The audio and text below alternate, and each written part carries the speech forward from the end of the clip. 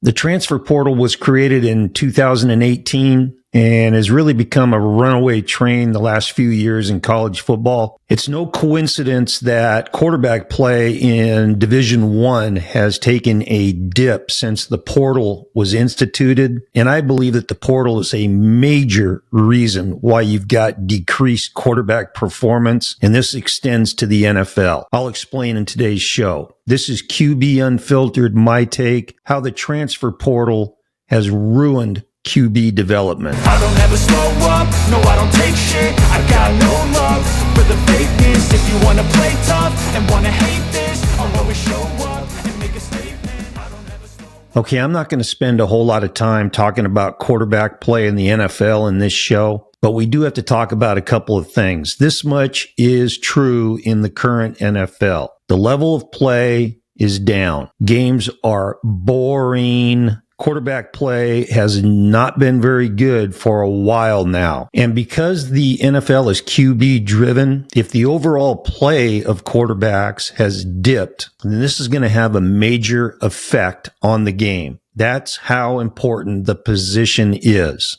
And so one of my theories is that the state of quarterback play in the NFL is related to the dudes that are coming into the league and aren't being adequately developed at the college level. Okay, let's start with this. What do the following quarterbacks all have in common? Tom Brady, Peyton Manning, Drew Brees, Patrick Mahomes, Joe Montana, Steve Young, Dan Marino, Ben Roethlisberger, John Elway, Brett Favre, Kurt Warner, Dan Fouts, Jim Kelly, Lamar Jackson, Jim McMahon, Randall Cunningham, Dave Craig, C.J. Stroud, Kenny Stabler, and Phillip Rivers. But what do these guys have in common? They all played their entire college career for one school. They all played their entire college career for the same offensive coordinator at that school and for the same quarterback coach at that school. And that, guys, is a rare feat in today's college football. Okay, now some of you guys may be saying, but coach, what about last year's first round draft choices? Jaden Daniels and Caleb Williams and Bo Nix and Michael Penix Jr. And then you've got this year's potential and probable first round picks like Cam Ward and Jackson Dart and Dylan Gabriel. Those guys are all transfer portal guys. And in fact, Dylan Gabriel and Cam Ward played for 3 schools in their college career. I say, yeah, that is correct. And I also say those guys are the exception. Okay. And they all have kind of the same characteristics also. You've either got guys that came into college with really good skills, whether it's natural on top of being coached up in high school. And I'm talking about Dylan Gabriel and Jaden Daniels. Those guys came in and played as freshmen. And as freshmen in college, you could tell that they had been coached in high school. Right? That on top of their natural ability put them in position to be a damn good quarterback in college. Then you've got the other part of this. You've got these quarterbacks that jumped in the portal that went to good QB friendly offenses and were coached by really strong quarterback coaches. So when they jumped from school to school, they were still getting coached up and they were still playing in systems where they could thrive and succeed. You've got guys like Gabriel and Nix that ended up going to Oregon, playing in a really QB friendly offense that spreads it out, throws the ball around. Watching both of those guys play, they're well coached, really good mechanics. You've got a guy like Jackson Dart that's at USC with Lincoln Riley and then transfers to Ole Miss and plays for Lane Kiffin. Those are 2 really good QB mentors. So, and also playing in QB friendly offenses. But again, those guys are exceptions to the rule. Okay, now this just can't be my imagination. I mean, over the last 3 or 4 years, I look at almost every game each Saturday and I pull up the running stat lines during those games because I like to see how offenses are doing. And I'm also tracking what the quarterbacks are doing. And a lot of these performances are just brutal, bad. You've got guys completing 40% of their passes. You've got guys completing 4 or 5 balls in a 4-quarter game. You've got quarterbacks attempting 14 or 15 passes. And the question is, why is that happening? I think that there's a lot of suspect schemes out there with some offensive coordinators, okay? But the true culprit of the offenses and the production and the games that I watched this year is the quarterback position and the ways that they are being developed or are not being developed. And so for me, it's difficult to determine if it's the pendulum of offensive football swinging back to the 60s and the 70s, or if the transfer portal is stunting the growth of college quarterbacks. So it's a little bit like what came first, the chicken or the egg kind of thing. Is quarterback play taking a hit because of poor schemes, or are the schemes poor because of the quarterbacks running them?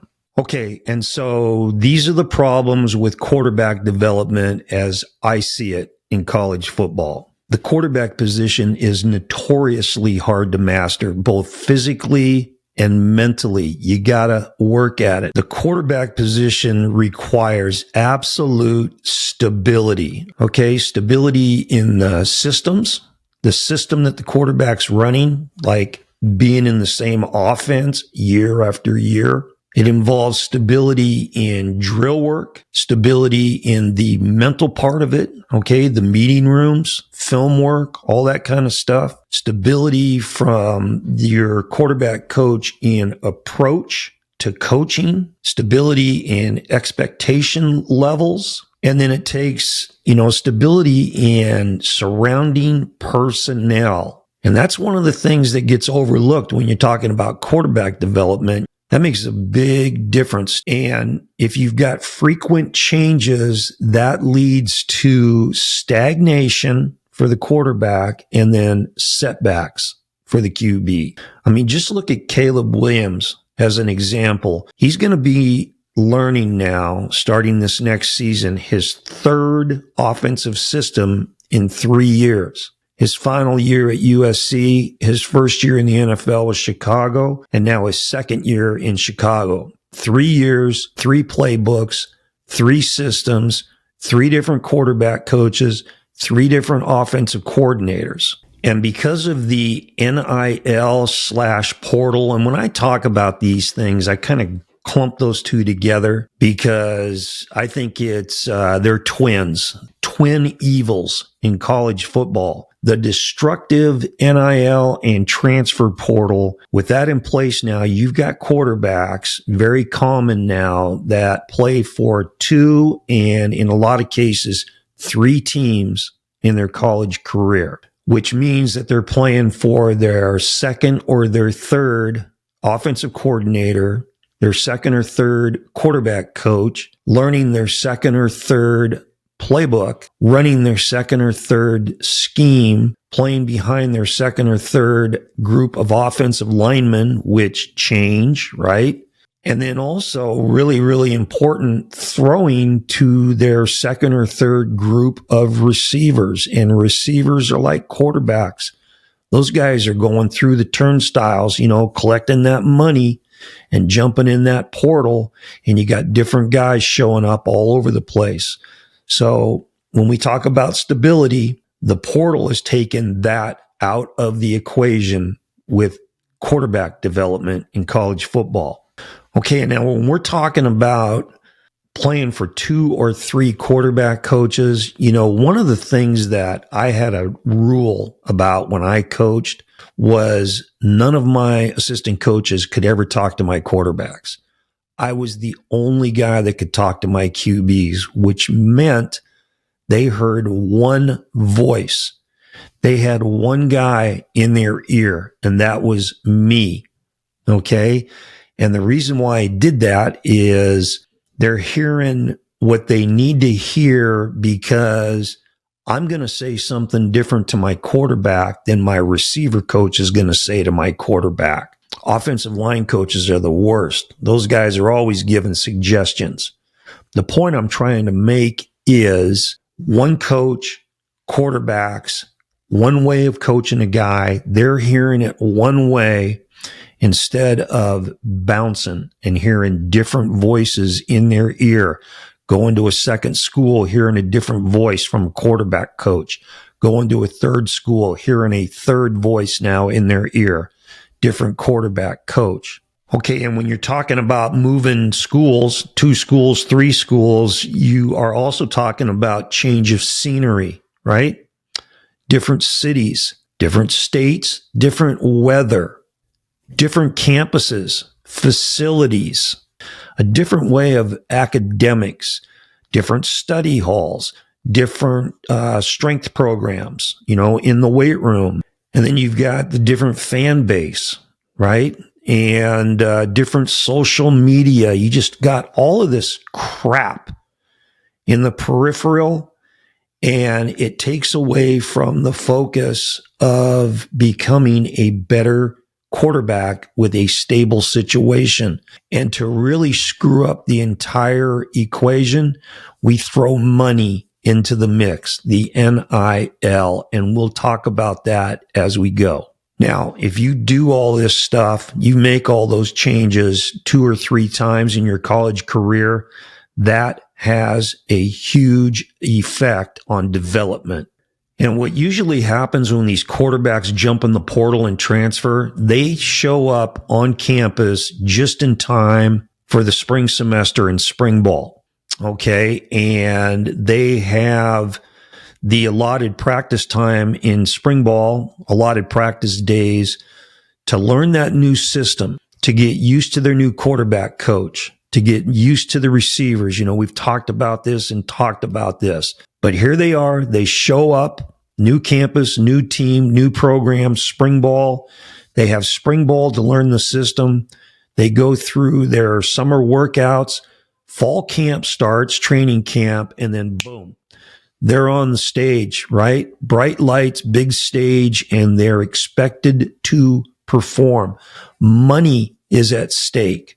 So instead of having a kid come in as a true freshman, redshirt his first year, grow and learn and get better physically and mentally his second year, get reps perhaps in backup situation. And then his third year in the program, still working with the same quarterback coach, still working with the same OC, running the same system. Now 3 years into the program where he is now a mature young man and ready to go. Now he takes the reins and he goes, right? Compare that to these guys now that it is a short, tiny window of coming in, learning the system, learning your teammates, executing the system at a high level, and then going out and playing. And what we see now, because of that, we see that dip in quarterback play on game day. But the absolute worst aspect of the transfer portal is this in terms of development.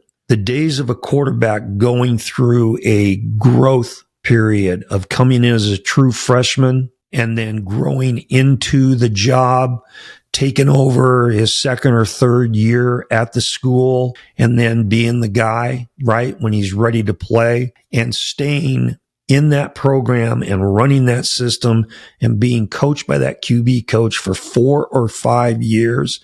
That's done. That's over.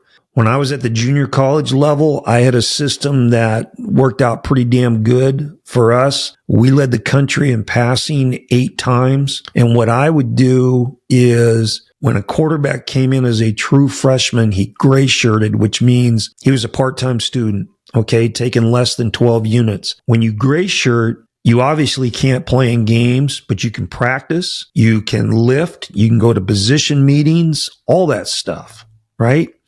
You get coached up for a year. You get bigger and stronger in the weight room for a year. You get a year smarter mentally in the quarterback room. But because you're a part-time student, your eligibility doesn't start. Your clock doesn't start. The second year when this kid would show up, we would turn his clock on by being a full-time student, 12 units or more, but he'd be my number 2 quarterback. He'd be my backup. And now he's getting all that coaching and practice, getting all that lifting, getting all that knowledge in the meeting room, but now he's getting game reps as the backup quarterback, and he's able to watch the guy in front of him and see how he operates and how he dissects defenses. And then his third year in my program, that's when he started. 1 year starter, right? He would start, lead the country in passing, sign a full scholarship, and go to the next level. And when he went to the next level, and the reason why he was signing, or my guys were signing full scholarships, is because those guys were ready to step in and play. They were well schooled. They were well coached. We did it the right way with the progression of how we coached them. We didn't throw them into the fire when they weren't ready. We played them when they were ready. My quarterbacks heard one voice for 3 years, and all of these guys knew what they were getting when they came in. So it wasn't the old bullshit that we're getting now, where if guys don't think they can play, they're out. These guys knew when they came in, they were going to gray shirt. Second year, they were going to back up. Third year, they were going to start. They were only going to start for 1 year. The trade-offs to that were they got a great education, right? They learned how to play the position. They led the country in passing when it was their opportunity to start, and they signed a full scholarship and got out. Those days are done at the Division I level in college football. And that was the model that a lot of D1 programs followed until the transfer portal and the NIL came into play. So all of those guys that I talked about earlier, where I said, what do these guys have in common? Going in as freshmen, putting in their time. When they were ready to play, they played. You know, Joe Montana didn't start until his third year at Notre Dame. Tom Brady, same sort of scenario. Steve Young, same sort of scenario. And there's a lot to be said for that, in how you progress a quarterback through the developmental stage.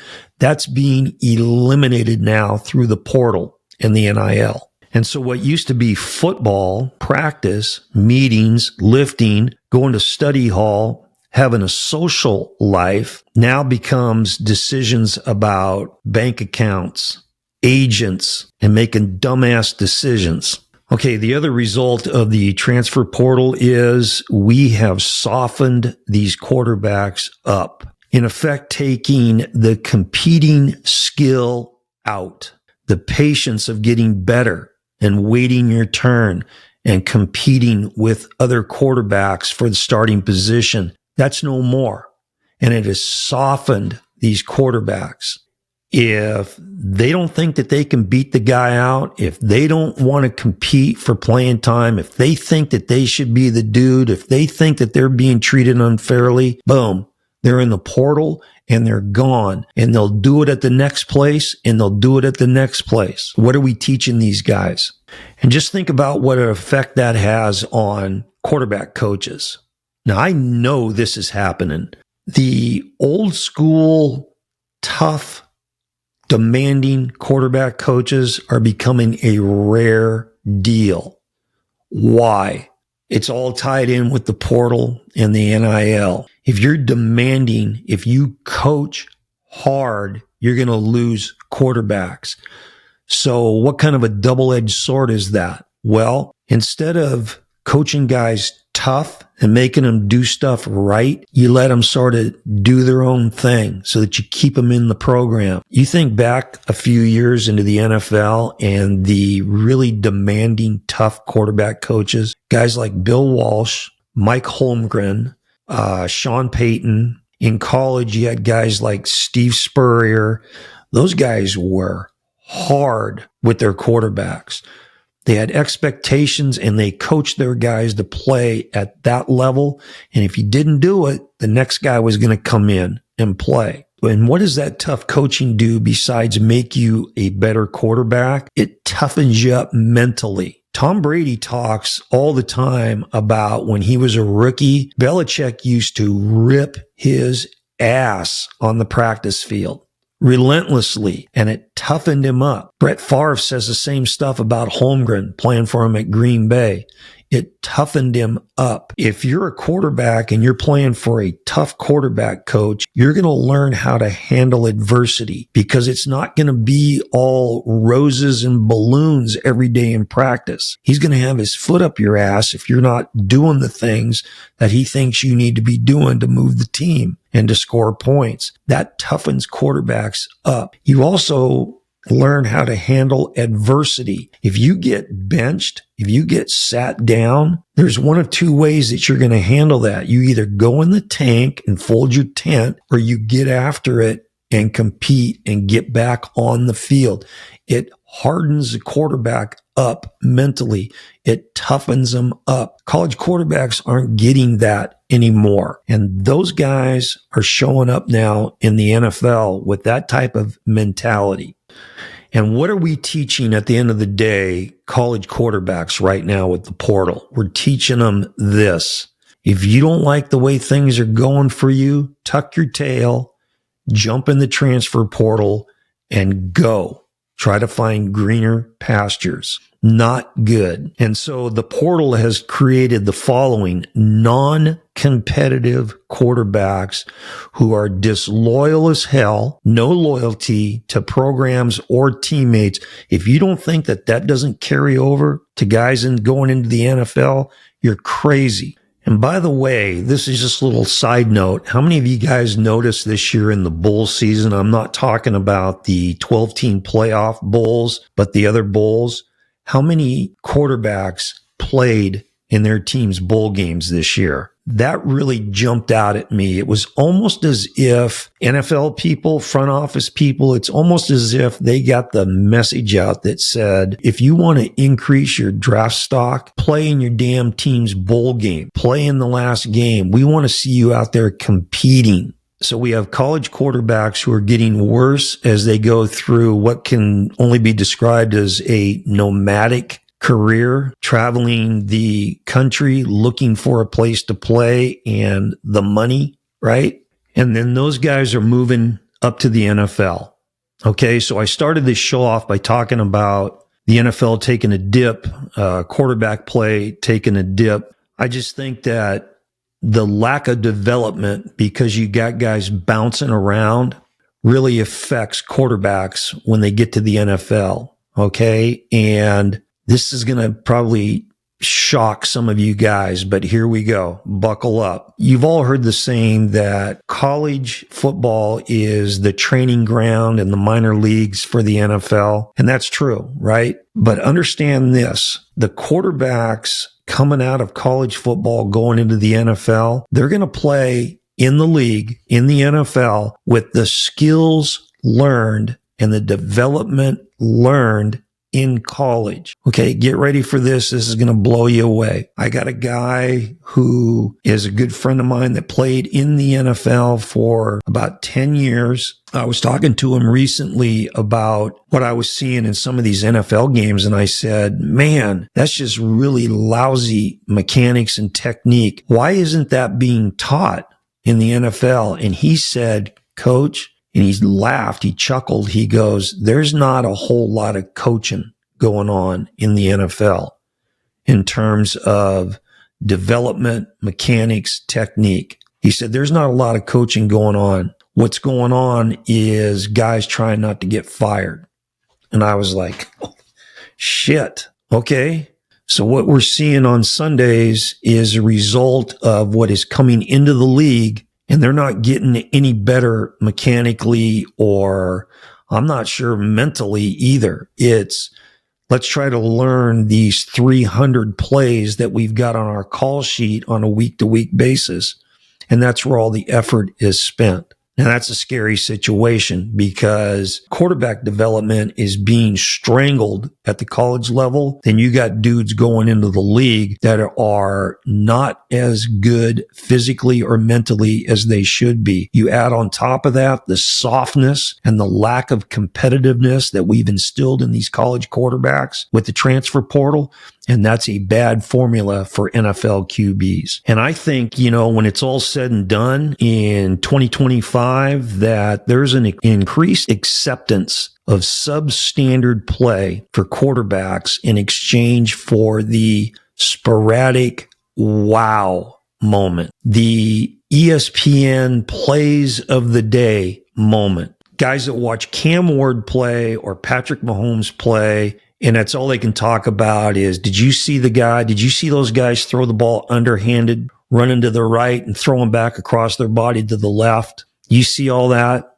That's what's important now with quarterbacks. And I think that guys like Holmgren and Walsh and Steve Spurrier and these other quarterback guys just got to be going, holy shit, what are we doing? All right. So hopefully I made my point here and got some things across and it made some sense. If you enjoyed this video, please hit the like button. Subscribe to the channel, please. I appreciate everybody's support, and drop me a comment down below. Let me know what you think of the transfer portal and QB development in college football. Okay, this is QB Unfiltered. And remember, always throw the ball short to guys who can score.